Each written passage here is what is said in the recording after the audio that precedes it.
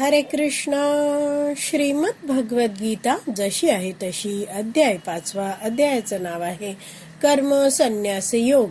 आज 19व्या श्लोकाचं तात्पर्य वाचायला सुरू करणार आहोत. त्याआधी श्रील प्रभुपादांना प्रार्थना करूया.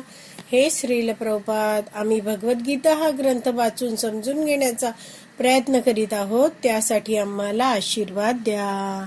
धन्यवाद प्रभुपाद.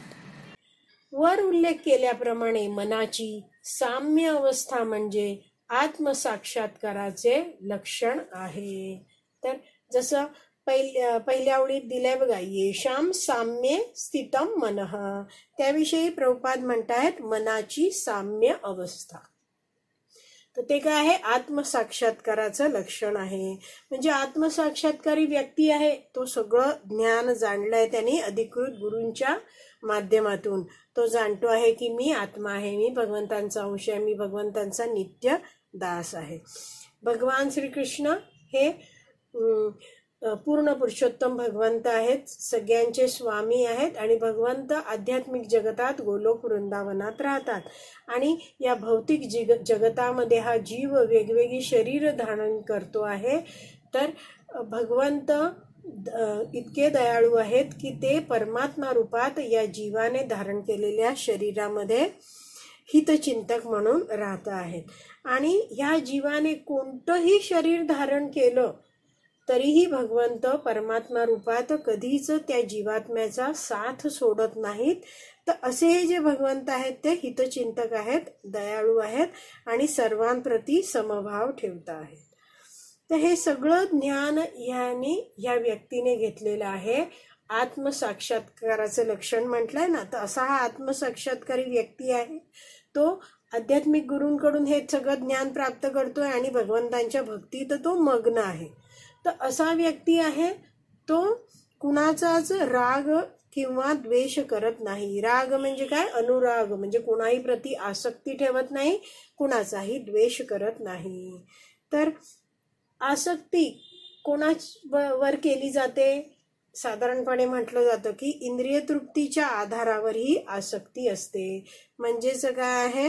अरे हा व्यक्ती माझ्या इंद्रिय तृप्तीला मदत करतो आहे तर तो मला आवडतो, तो माझा मित्र असं म्हटलं जातं. आणि अरे हा व्यक्ती माझ्या इंद्रिय तृप्तीमध्ये बाधा देत आहे तर मग हा माझा शत्रू आहे. तर अशा प्रकारे व्यक्ती काय आहे? जो इंद्रिय तृप्तीला सहकार्य करतोय त्याच्याबद्दल आसक्ती ठेवतो आणि इंद्रिय तृप्तीला विरोध करणाऱ्या व्यक्तीला तो मनुष्य आहे तो त्याच्या प्रती त्याला द्वेष वाटायला लागतो. तर असं सामान्यतः असतं. पण ज्या आत्मसाक्षात्कारी व्यक्तीबद्दल या श्लोकामध्ये चर्चा केली आहे तो व्यक्ती कसा आहे?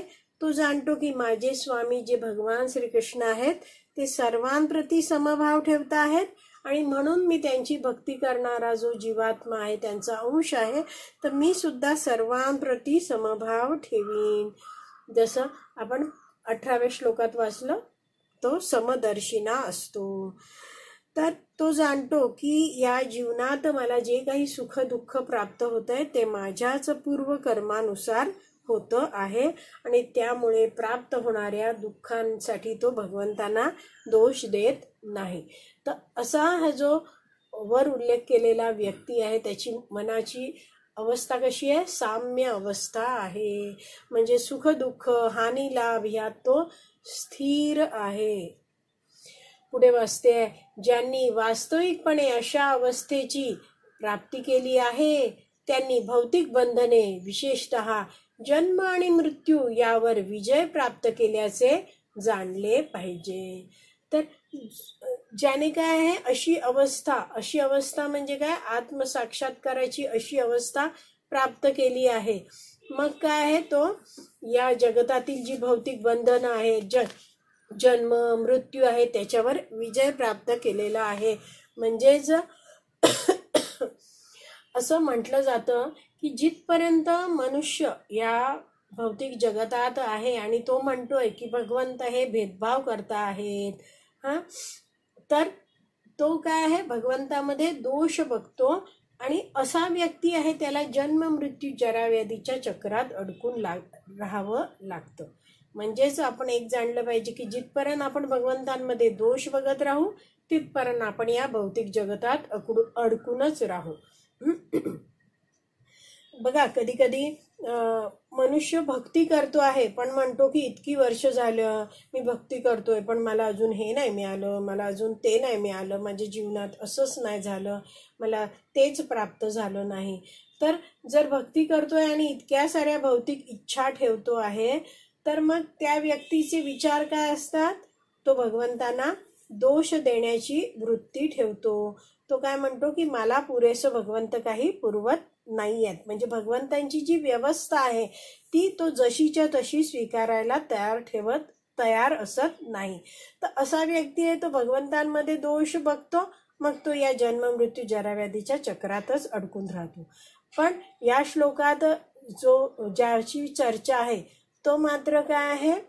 तो आत्मसाक्षात्काराचे सगळी जे आत्मसाक्षात्काराच्या स्तरावर आहे तो भगवंतांमध्ये दोष बघत नाही आणि तोही कोणाही प्रती दुजाभाव ठेवत नाहीये. तर असा व्यक्ती आहे, भक्ती करतो आहे, तर मग तो जन्म आणि मृत्यू यांवर विजय प्राप्त त्याने केलेला आहे असं म्हटलं जातं. पुढे वाचते आहे, जोपर्यंत मनुष्य या देहाशी तादात्म्य करतो तोपर्यंत त्याला बद्ध समजले जाते. परंतु जेव्हा तो मनुष्य आत्मसाक्षात्काराद्वारे साम्य अवस्थेप्रत उन्नत होतो तेव्हा तो बद्ध जीवनातून मुक्त होतो. तर हे जरा समजून घेऊया.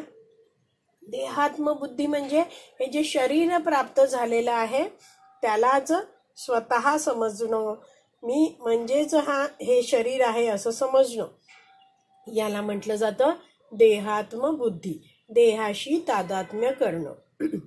मग तो काय करतो? या शरीराला सुख मिळण्यासाठी त्याच्या सगळ्या इच्छा असतात, इंद्रिय तृप्तीच्या इच्छा असतात, आणि जे पाहिजे ते प्राप्त झालं नाही तर मग तो भगवंतांना दोष देण्याची वृत्ती ठेवतो. तर असं सगळं कार्य केलं आहे तर असा व्यक्ती आहे तो भौतिक भवबंधन जे आहे, जन्म मृत्यू जरा व्याधीच्या चक्रात अडकून पडतो.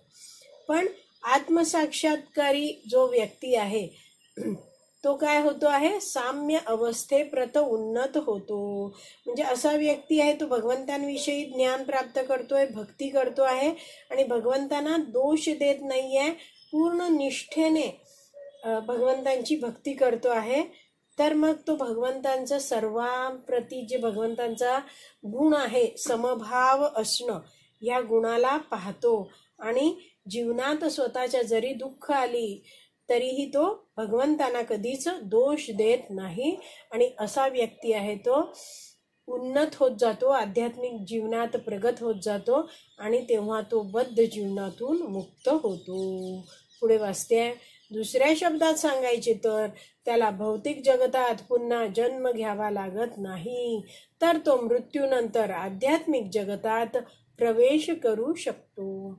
तर त्याला इथे या भौतिक जगतापासून काही नकोच आहे. तो भगवंतांची भक्ती करतो आहे आणि त्याला एकच ध्येय आहे, मला भगवंतांना संतुष्ट करून भगवत प्रेम प्राप्त करायचं आहे आणि तो प्रयत्नशील आहे.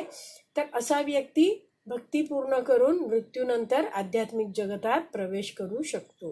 पुढे वाचते आहे, भगवंत हे निर्दोष आहेत कारण ते आसक्ती आणि द्वेष रहित आहेत. तर हा भगवंतांचा गुण आहे निर्दोषम, जो इथे दिलाय ना, निर्दोषम ही समम ब्रह्म दुसऱ्या ओळीत. हा भगवंतांचा गुण आहे की भगवंत कोणाच प्रती द्वेष करत नाहीत. कितीतरी लोक म्हणतात भगवंतांना मानत नाहीत, ते भगवंतांविषयी वाईट वाईट बोलतात, भगवंतांनी ज्या अद्भुत लीला केल्या आहेत ते स्वतःच्या, ती लोक आहेत ते स्वतःच्या अकलेने जाणू शकत नाहीत आणि भगवंतांच्या लीलांबद्दलही ते वाईट बोलतात. तर भगवंत मात्र इतके दयाळू आहेत की भगवंतांना वाईट बोलणाऱ्या लोकांच्याही शरीरात भगवंत परमात्मा रूपात राहतात, त्यांचा अजिबात द्वेष करत नाहीत.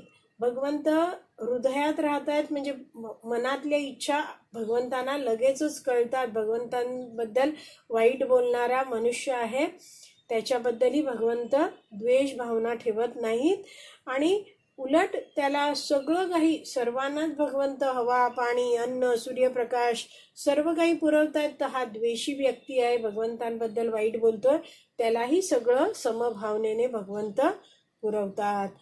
भगवंत आपण जे अन्न खाल्लं आहे त्याच्यानंतर आपल्या पोटात अन्न पचण्यासाठी जो वैश्वानर अग्नी आहे तोही भगवंत स्वतःच बनतात आणि आपल्या सगळ्यांचं अन्न पण पोटात आपल्या पचवतात. तर असे भगवंत आहेत, ते खूप दयाळू आहेत. कोणाच प्रती ते आसक्तीही ठेवत नाहीत आणि द्वेषही ठेवत नाहीत. अगदी मनुष्य शरीर मिळालं आहे आणि त्या मनुष्य शरीराचा या जीवाने दुरुपयोग केला आणि वाईट कर्म केल्यामुळे आता त्याला पुढचा जन्म डुकराचा मिळाला आहे. तर डुक्कर काय खातं? गटारीतली विष्ठा वगैरे खात असतं. तर असंही जरी शरीर प्राप्त झालेलं आहे त्या जीवाला, तरी भगवंत परमात्मा रूपात त्या जीवाचा साथ कधीच सोडत नाही. तर असे भगवंत आहेत, ते दयाळू आहेत, निर्दोष आहेत, समभावनेने सगळ्यांशी राहतात. पुढे वाचते, त्याचप्रमाणे जेव्हा जीव आसक्ती आणि द्वेष रहित होतो तेव्हा तो सुद्धा निर्दोष होतो आणि आध्यात्मिक जगतात प्रवेश करण्यास प्राप्त होतो. तर जसे भगवंत कोणाचाच द्वेष करत नाहीत, त्याप्रमाणे भक्तही तसाच वागतो. जसं म्हटलं जातं ना की समोरचा व्यक्ती पापी आहे, पण आपण त्याला त्याची घृणा करू नये. त्याचं पाप जे आहे त्याची घृणा करावी, म्हणजे पाप वृत्तीचा द्वेष करावा, पापी व्यक्तीचा द्वेष करू नये. इंग्रजीत त्याला म्हणतात hate the sin not the sinner. म्हणजे जी पापी वृत्ती आहे त्याला तुम्ही त्याचा द्वेष करा, म्हणजे पाप माझ्याकडून घडू नये अशी अपेक्षा करा. मात्र एखादा पापी व्यक्ती आहे त्याला सुधारण्याची संधीही दिलीच पाहिजे. तर इथे दिल्याप्रमाणे आपण हे जाणतो आहेत की हा व्यक्ती आहे तो कोणाही प्रती आसक्ती ठेवत नाहीये आणि द्वेषही ठेवत नाहीये. तर आसक्ती कोणाप्रती असते? इंद्रिय तृप्तीमध्ये मदत करण्याविषयी जो व्यक्ती आहे त्याच्याविषयी, आणि द्वेष इंद्रिय तृप्तीमध्ये बाधा देणाऱ्या व्यक्तीप्रती असतो. पण हा भक्त आहे तो कुणाही प्रती वैरभाव ठेवत नाही. या जगतामध्ये त्याला इंद्रिय तृप्ती करायचीच नाहीये, त्याचं ध्येय आहे मला भगवत भक्ती करून भगवंतांना संतुष्ट करायचं आहे, भक्ती करायची आहे, सेवा करायची आहे. तर मग असा भक्त आहे तो भगवंतांसारखाच निर्दोष बनतो आणि मग तो आध्यात्मिक जगतात प्रवेश करण्यासाठी पात्र होतो, लायक होतो. अशा पुढे वाचते, अशा व्यक्ती पूर्वीच मुक्त झाल्याचे समजले पाहिजे आणि अशा व्यक्तीच्या लक्षणांचे वर्णन खाली करण्यात आले आहे. तर भगवान श्रीकृष्ण अशा आत्मसाक्षात्कारी व्यक्तीबद्दल आता चर्चा करत करत पुढे त्याची कशी लक्षणं आहेत ती पुढच्या श्लोकामध्ये समजावून सांगणार आहेत. तर हा जो 19वा श्लोक आहे तो वाचून पूर्ण झाला आहे. इथेच विराम देऊया. श्रीमद भगवद गीता की जय. श्रील प्रभुपाद की जय. हरी बोल.